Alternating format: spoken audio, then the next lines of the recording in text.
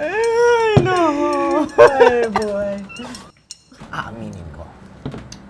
Simula nung umupo ka, sa pagiging mayor dito, tumahimik ang buhay natin dito sa San Miguel.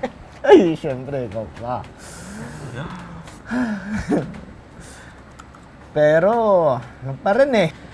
Hirap pa rin maging pulis dito sa Pilipinas. Ano mo naman nasabi yan? Napakalaki na ng kapangyarihan niya. Ito, makinig ka. Makinig ka ha, makinig. Nung isang gabi, nagpapatrol ako. Tapos sa eskinita may nakita ako, pre. Adik. At asa na ginawa mo? Ano pa? Hindi. Pak! Patayin ang adik. Ano sinabi ng mga tao sa'yo, ha? Sinasabi nila na mamamatay tao daw ako, na hindi ko daw yun ginawa. Trabaho ko yun. Ay, nako, Teniente.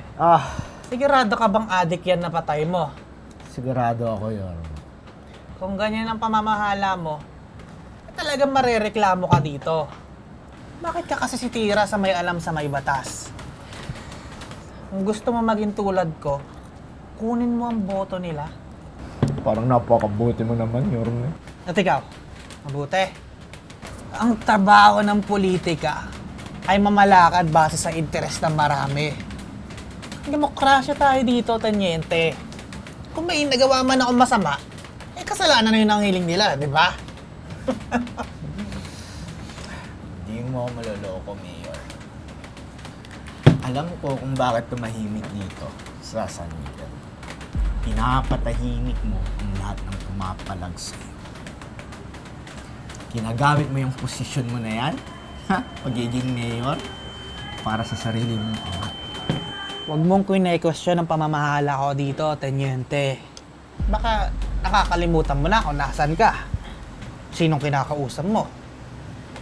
Ano ba sa tingin mo mangyayari sa'yo? Kung tutuloy pa natin to?